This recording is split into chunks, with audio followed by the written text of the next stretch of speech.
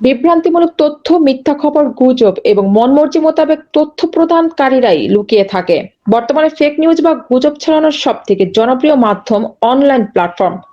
আমরা গভীর উদ্বেগের সঙ্গে লক্ষ্য করছি যে কিছু ফেক আইডি দ্বারা সিদ্ধিরগঞ্জ থানা বিএনপির সহ সভাপতি ও বাংলাদেশ জাতীয়তাবাদী সাইবার ইউজার দল কেন্দ্রীয় কমিটির সংগ্রামী সহ সভাপতি জি এম সাদরিল ভাইকে টার্গেট করে পরিকল্পিতভাবে বিভিন্ন ফেসবুক নিউজ এবং পুরাতন কিছু ছবির অর্থ বিকৃত করে ফেসবুকের মাধ্যমে অপপ্রচারণা চালানো হচ্ছে। কিন্তু তারা এই পর্যন্ত কোনো প্রমাণ ফেসবুক বা কোনো সামাজিক যোগাযোগ মাধ্যমে প্রদান করতে পারেনি। পুরাতন ছবি সমূহের ওই সময়কার প্রেক্ষাপটের সাথে বর্তমান সামাজিক মাধ্যমে প্রচারিত তথ্যের প্রেক্ষাপট সম্পূর্ণ ভিন্ন। কিছু ব্যক্তি তার ব্যক্তিগত স্বার্থ হাসিল ও আক্রোশ থেকে জি এম সাদরিল ভাইয়ের বিরুদ্ধে অপপ্রচারণা চালিয়ে যাচ্ছে, যার তীব্র নিন্দা ও প্রতিবাদ জানায়। জি এম সাদরিল ভাই সর্বদা মানুষের কল্যাণে সত্য ও ন্যায়ের পথে কাজ করে আসছেন।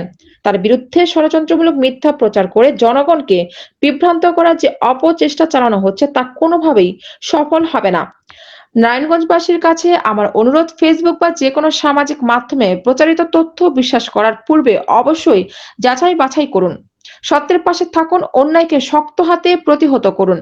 আমরা স্পষ্টভাবে জানাতে চাই, ফেক আইডি দিয়ে বিভ্রান্তিকর ও ভিত্তিহীন তথ্য প্রচারকারীদের বিরুদ্ধে আইনগত ব্যবস্থা নেওয়া হবে। আইনের মাধ্যমে তাদের পরিচয় উন্মোচন করা হবে এবং প্রয়োজনীয় শাস্তি নিশ্চিত করা হবে।